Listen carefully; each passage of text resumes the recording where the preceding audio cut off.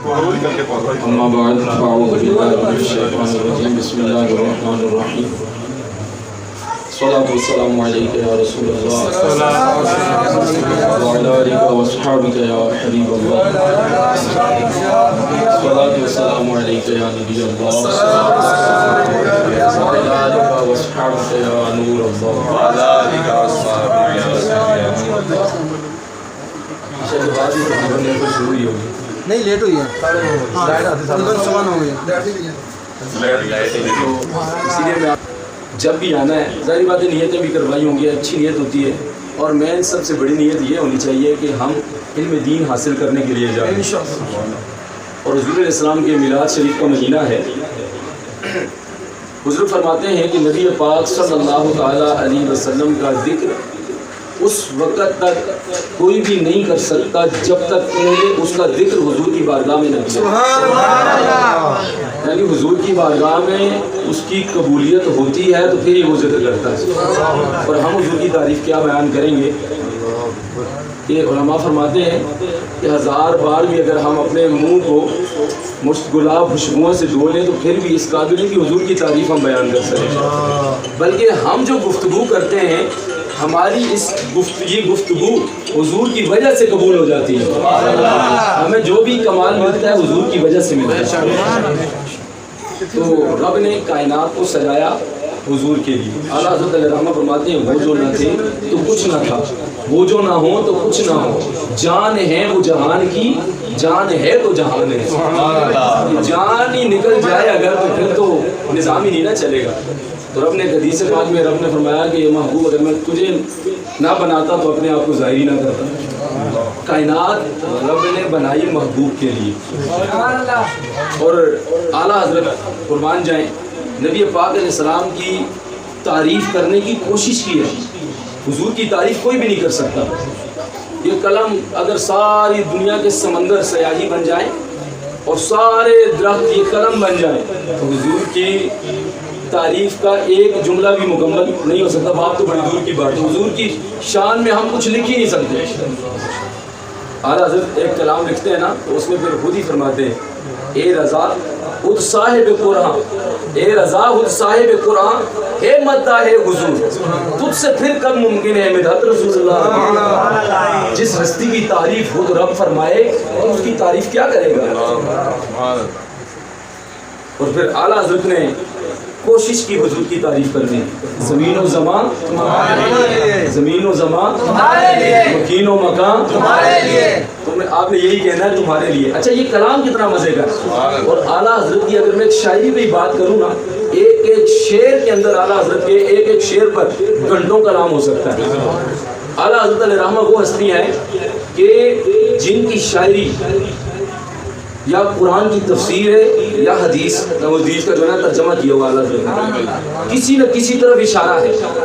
زمین و زمان تمہارے لیے، مکین و مکان تمہارے لیے، جنین و چمان چنا تمہارے لیے، بنے دو جہان تمہارے لیے، رہن میں زبان تمہارے لیے، بدن میں حجاب تمہارے لیے، ہم آئے یہاں تمہارے لیے، تھے بھی وہاں تمہارے لیے۔ کتنا پیارا آپ یہ اس کی وہ تو دیکھیں نا ذرا کتنا زبردست اعلیٰ حضرت نے۔ اور آگے کیا لکھتے ہیں فرشتے ہدم رسول ہشم تمام امم غلام کرم وجود و عدم قدوس و قدم جہاں میں عیاں تمہارے لیے، کلیم و نجی، کلیم کس کا لقب ہے؟ موسیٰ علیہ السلام، نجی حضرت نوح علیہ السلام، یہ بھی ہمیں پتہ ہونا چاہیے، توجہ سے بیٹھنا ہے۔ کلیم و نجی، مسیح و صفی، خلیل و رضی، رسول و نبی، عتیق و وسیع، غنی و علی، ثنا کی زباں تمہارے لیے، رسالت کل، امامت کل، سیادت کل، امارت کل، حکومت کل، ولایت کل، خدا کے یہاں تمہارے لیے۔ آگے تمہاری چمک، تمہاری دمک، تمہاری جھلک، تمہاری مہک، زمین و فلک، سماق و سمک میں سکہ نشان تمہارے لیے، نہ روح امین، نہ عرش بری، نہ لوح مبین، کوئی بھی کہیں خبر ہی نہیں جو رمزیں کھلی ازل کی نہا تمہارے لیے۔ آگے بڑے کمال بات کر دی اعلیٰ حضرت نے، جناح میں چمن، چمن میں سمن، समन में फबन में दुल्हन, सजाए मिहन पे ऐसे मिलन, ये अमन व अमा तुम्हारे लिए। सुभान अल्लाह। खलील व नजी, मसीह व सफी, सभी से कहीं भी बनी ये बेखबरी, ये खल्क फिरी कहाँ से कहाँ तुम्हारे लिए। और रोज़े क़यामत ना हज़रत आदम अलैहिस्सलाम जब मैदान लगा होगा ना, तो एक ऊंची जगह पर खड़े होंगे, सबस लिबास, आपने ज़ेब तन फरमाया होगा, हदीस पाक में आता है। और आदम अलैहिस्सलाम तमाम मखलूक को देख रहे होंगे, तमाम अपनी औलाद को देख रहे होंगे। इतने में फरिश्ते एक शख्स को लेकर जहन्नम की तरफ जाएंगे। तो आदम अलैहिस्सलाम वहां से निदा देंगे, या अहमद, या अहमद। आका अलैहिस्सलाम फरमाएंगे, लब्बैक या अबुल बशर। आदम अलैहिस्सलाम फरमाएंगे, वो देखो फरिश्ते तुम्हारे उम्मती को जहन्नम की तरफ लेकर जा रहे हैं। तो नबी पाक सल्लल्लाहु ताला अलैहि वसल्लम बड़े तेज कदमों से उन फरिश्तों के पीछे जाएंगे और फरमाएंगे, फरिश्तों रुको। फरिश्ते अर्ज करेंगे, हम अल्लाह के हुक्म की नाफरमानी नहीं करते, रब का जो हुक्म है हम उस पर अमल कर रहे हैं। तो आवाज आएगी, है मेरे फरिश्तों, जैसे मेरा महबूब कहता है वैसे ही करो। सरकार की आमद, मरहबा, की आमद, मरहबा, हुजूर की आमद, मरहबा, कुल की आमद, मरहबा, रसील की आमद, मरहबा, खुदा की विलादत, मरहबा। अल्लाह हज़रत फरमाते हैं ना, खुदा की रज़ा चाहते हैं दो आलम, खुदा चाहता है रज़ाए मोहम्मद। अच्छा, ये क़यामत क्यों कायम की है? क्या रब को नहीं पता कौन जन्नती है कौन जहन्नमी है? पता है रब को। क़यामत इसीलिए कायम की है कि हुजूर की शान दिखाने, फ़कत इतना ही मकसद है क़यामत कायम करने का। अच्छा, हुजूर अलैहिस्सलाम फरिश्तों को फरमाएंगे, रुको। रब फरमाएगा, फरिश्तों जैसे मेरा महबूब कहता है वैसे ही। अच्छा, अब देखें, हुजूर के लिए रब अपना पूरा कानून बदल देगा। रब अपना कानून अपने महबूब के लिए बदल देता है। या अल्लाह क्या करे, जैसे महबूब कहता है वैसे करो। हुजूर फरमाएंगे, इसको वापस लेता है। हुक्म नेकियां मीज़ान पर रख दी गई, गुनाह तोल दिए गए, गुनाहों का पलड़ा भारी हो गया, जहन्नम का हुक्म हो गया, जहन्नम की तरफ लेकर जा रहे हैं। हुजूर फरमा रहे हैं, वापस लेकर आओ। वापस आ गए। अब क्या करना है? हुजूर फरमाएंगे, इसके अमाल नाम दोबारा जो ना वजन करो, मीज़ान पे दोबारा रखो। अब दोबारा जब रखा जाएगा, गुनाहों का पलड़ा भारी, तो नबी पाक सल्लल्लाहु ताला अलैहि वसल्लम एक टुकड़ा निकालेंगे कागज़ का और नेकियों के पलड़े में रख देंगे। तो देखते ही देखते नेकियों का पलड़ा भारी हो जाएगा। अल्लाह अब क्या करें? थोड़ी देर पहले मामले ही को छोड़ता, जहन्नम की तरफ जा रहा था गुलाम, अब क्या करना है? नेकियों का पलड़ा भारी हो गया। रब फरमाएगा, क्या करना है? जिस तरफ जाना है उस तरफ ले जाओ। अब जब जन्नत की तरफ, अब जहन्नम की से जन्नत की तरफ लेकर जब जाएंगे ना, तो वो अर्ज करेगा, ए हसीन चेहरे वाले, ए नूरानी चेहरे वाले, आप कौन हैं जिन्होंने आकर मेरी मुश्किल कुशाई की, इस मुश्किल वक्त के अंदर आकर मेरी मदद की? आप हैं कौन? मेरे और आपके आका सल्लल्लाहु अलैहि वसल्लम फरमाएंगे, मैं तेरा नबी हूँ और ये तेरा वो दुरूद है जो तुम मुझ पर भेजा कर। आला हज़रत फरमाते हैं, और बात फिर आला हज़रत की करेंगे, जो न भूला हम गरीबों को रज़ा, जो न भूला हम गरीबों को रज़ा, फिर याद उसकी अपनी आदत की। फिर सफ़र हो हज़र हो, दिन हो रात हो, उठना हो बैठना हो, बस एक ही बात है, हुजूर आए। सहाबा किराम का क्या अमल था? लोग कहते हैं जी सहाबा ने मिलाद मनाया, हम कहते हैं उनके तो हुजूर की बात, उनके घरों में बाकायदा हुजूर के अलावा जिक्र ही कोई नहीं होता था। हुजूर आ गए, हुजूर आ गए, हुजूर चले गए, हुजूर आ गए, हुजूर आ गए, यही बात होती थी सहाबा के। तो इसी तरह क़यामत वाले दिन, अच्छा एक और बड़ी प्यारी हदीस है बात, क़यामत वाले दिन ना 100 साल गुजर जाएंगे, हिसाब किताब नहीं होगा। ये आला हज़रत के, मैं शेर की तरफ आगे की तरफ जा रहा हूँ, आला हज़रत का शेर है। क़यामत वाले दिन 100 साल गुजर जाएंगे, हिसाब किताब नहीं होगा। अब लोग बड़े परेशान होंगे, हर बंदा अपने पसीने में डूबा होगा गुनाहों की वजह से, कोई पिंडलियों तक, कोई टहनों तक, कोई आधे जिस्म तक, कोई यहाँ तक के डुबकियाँ खा रहा होगा अपने पसीने में, इतनी शिद्दत होगी। अब सारी मखलूक बड़ी परेशान होगी, या अल्लाह अगर जहन्नम में भेजना है जहन्नम में भेज दे, इस मुसीबत से तो जान छूटे।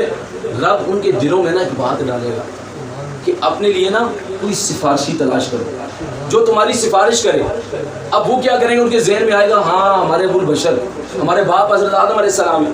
वो सारी मखलूक وہاں سے چلے گی آدم علیہ السلام کے پاس آ جائے گی، یا ابو البشر آپ ہمارے باپ ہیں، ہمیں اس مصیبت سے چھٹکارا دلائیے۔ آدم علیہ السلام کیا فرمائیں گے؟ اذهبوا الى غیر، کہ آج رب کا غضب اس عروج پر ہے، نہ اس سے پہلے کبھی دیکھا نہ اس کے بعد کبھی ہوگا، آج میں کچھ نہیں کہہ سکتا، میرے کسی غیر کے پاس چلے جاؤ۔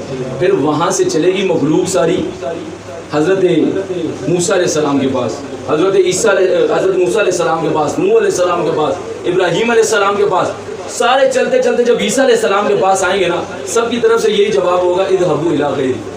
آج ہم کچھ نہیں کر سکتے، جب عیسیٰ علیہ السلام کے پاس آئیں گے تو آپ بھی یہی فرمائیں گے میں کچھ کر تو نہیں سکتا، ہاں آج ایک ہی بارگاہ ہے، آج جن کی چلنی ہے نا وہ بارگاہ مصطفیٰ ہے، راستہ میں بتا دیتا ہوں چلے وہاں۔ تو اعلیٰ حضرت نے لکھا نا، اعلیٰ حضرت نے بڑی پیاری بات اسی طرف اشارہ فرما رہے ہیں آپ، خلیل و نجی مسیح و صفی سبھی سے کہیں بھی بنی یہ بے خبری کہ خلق پھری کہاں سے کہاں تمہارے لیے، اب راستہ دکھایا جائے گا، وہ حضور کی بارگاہ میں چلے جائیں۔ جب تمام مخلوق حضور کی بارگاہ میں جائیں گے نا تو حضور ہے، جب حضور دیکھیں گے نا وہ کہیں گے یا رسول اللہ ہماری مدد فرمائیے، اس مصیبت سے جان چھڑا لیجئے۔ حضور یہ نہیں فرمائیں گے اذهبوا الی غیری، حضور فرمائیں گے انا لہا، میں ہوں، چلو آؤ میرے ساتھ۔ اب حضور اس تمام مخلوق کو لے کر جب جائیں گے نا رب کی بارگاہ میں تو حدیث پاک میں آتا ہے جب حضور سجدے میں سر رکھیں گے ایسی گریہ زاری فرمائیں گے، ایسی رب کی حمد بیان کریں گے اس سے پہلے کبھی نہیں کی۔ رب فرمائے گا محبوب سر اٹھائیے، مانگیے، آپ کو عطا کیا جائے گا۔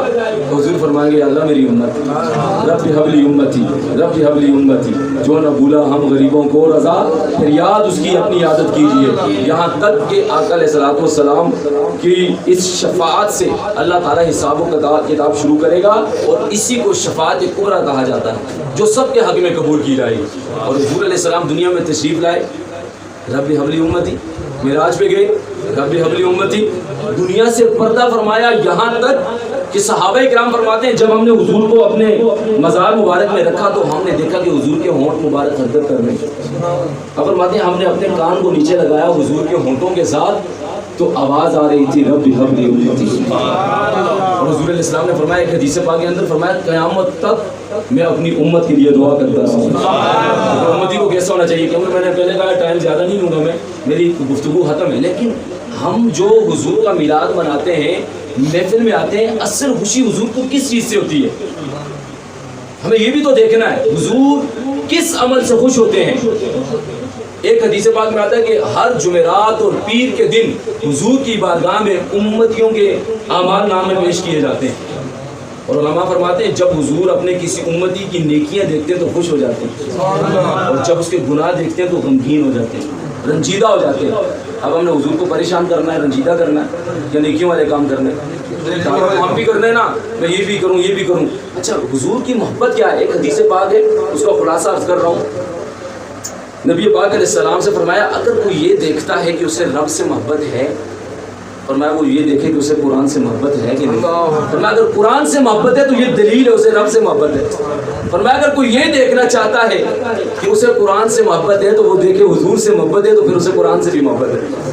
اور اگر کوئی یہ دیکھنا چاہتا ہے کہ مجھے حضور سے سچی محبت ہے تو پھر یہ دیکھے کہ حضور کے اسوہ حسنہ پر چلتا ہے کہ نہیں، حضور کی سنتوں پر عمل کرتا ہے کہ نہیں۔ اگر حضور کی سنتوں پر عمل کرتا ہے، حضور کے طریقے پر چلتا ہے، فرمایا یہ دلیل ہے وہ حضور سے محبت کرتا ہے۔ تو محبت جو کرنی ہے وہ کیا کرنی ہے؟ پریکٹیکلی بھی کرنی ہے، خالی زبان سے نہیں۔ صحابہ کرام نے زبان سے بھی، اپنے عمل سے بھی، اپنے کردار سے بھی حضور سے محبت کی، اور محبت کی ایسی مثالیں قائم کی۔ حضرت عبداللہ بن عمر رضی اللہ تعالیٰ عنہما ایک جگہ سے گزر رہے، آپ وہاں پہ پہنچے، آپ نے اپنی اونٹنی کے ساتھ چکر لگوائے۔ حضور کی اتباع یہ ہے، حضور کی محبت یہ ہے اصل۔ صحابہ کرام نے عرض کی حضور یہاں پر آئے، چکر لگائے، سمجھ نہیں آئی، کوئی ایسا معاملہ بھی نہیں ہے۔ تو آپ نے فرمایا ایک مرتبہ حضور کے ساتھ یہاں آیا، حضور نے بھی ایسے کیا تھا، جب یہاں پہنچا وہ ادا یاد آ گئی، یہ نہیں پتا کیوں لگائے تھے چکر، بس ادا کو ادا کر دیا۔ تو حضور کی محبت تو یہ ہے، حضور نے جو فرمایا اس پر ہم عمل کرنا ہے، حضور کو ہم نے خوش کرنا ہے اور اپنی آخرت بھی بنانی ہے۔ یقین مانے آج دین سے دوری کا یہ عالم ہے، آج ہمارے معاشرہ کس طرف جا رہا ہے آپ کو نہیں پتا۔ آپ بھی جس ماحول میں رہ رہے ہیں میں بھی رہ رہا ہوں، ہمیں پتا ہے کہ معاذ اللہ ڈائریکٹ قرآن کے خلاف کام ہو رہے ہیں، حدیث کے خلاف کام ہو رہے ہیں، ایسے ایسے کام جو ہم نے کبھی سوچے بھی نہیں، جو وہ لوط علیہ السلام کی قوم میں ہوتے تھے، جن کی وجہ سے قومیں غرق کر دی گئی، آج ہوا کس وجہ سے؟ آپ کی وجہ سے اور میری وجہ سے۔ ہم دین سے دور ہیں۔ آج دنیاوی کوئی گفتگو ہو، کوئی دنیاوی بندہ آ جائے، ہم 2 گھنٹے بھی نہیں تھکتے۔ آج اچھا ہم عمل بھی وہی کرتے ہیں جس میں ہمارا نفس خوش ہوتا ہے۔ حضور علیہ السلام نے فرمایا کہ جب تم جنت کی کیاریوں سے گزرو نا تو کچھ چن لیا کرو۔ صحابہ کرام نے عرض کی یا رسول اللہ جنت کی کیاریاں کیا ہیں؟ فرمایا علم دین کی مجلسیں ہیں، محفلیں ہیں۔ آج علم سے دور ہو گئے، سارے کام کرنے چاہیے، ہم یہ نہیں کہتے کہ یہ نہیں، ہاں ناخوانی بھی ہونی چاہیے، عشق پیدا ہوتا ہے، اچھے باعمل ناخوان سے ناخوانی سننی چاہیے، اس سے محبت بڑھتی ہے حضور کی۔ لیکن علم سے بڑھ کر کچھ بھی نہیں ہے۔ علم پہلی چیز ہے، علم کے ذریعے ہی رب کو انسان کو پہچانتا ہے۔ آدم علیہ السلام تمام فرشتوں سے افضل کیوں ہے؟ انسان اشرف المخلوقات کیوں ہے؟ صرف علم کی وجہ سے۔ اگر جس کے پاس علم نہیں ہے فرمایا وہ تو جانوروں سے بھی بدتر ہے، ایسے جانوروں سے بھی بدتر۔ آج ہم اتنے بیٹھے ہوئے، کسی کو ڈی گریڈ کرنا مقصد نہیں ہوتا، صرف ایک اصلاح کرنی ہوتی ہے۔ قرآن کہتا ہے سمجھاؤ کہ سمجھانا مسلمانوں کو فائدہ دیتا ہے، اور فرمایا مسلمان وہ ہے جو اپنے لیے پسند کرے، اپنے بھائی کے لیے بھی پسند کرے۔ ہم اتنے بیٹھے ہوں، ہماری اتنی عمر ہو گئی، مثال کسی کی 30 سال 25 سال 40 سال 50 سال جتنی بھی ہو گئی، آج ہم نے یہاں پر غور کر کے اٹھنا ہے۔ اصل محفل میلاد کا مقصد یہ ہے، اصل مقصد یہ ہے کہ ہم کہاں جا رہے ہیں اور ہمیں کہاں جانا چاہیے۔ ہم میں کتنے ایسے جن کو نماز آتی ہے، ہم میں کتنے ایسے ہیں جن کو قرآن پڑھنا آتا ہو، ہم میں کتنے ایسے ہیں جن کو نماز جنازہ پڑھنی آتی ہو۔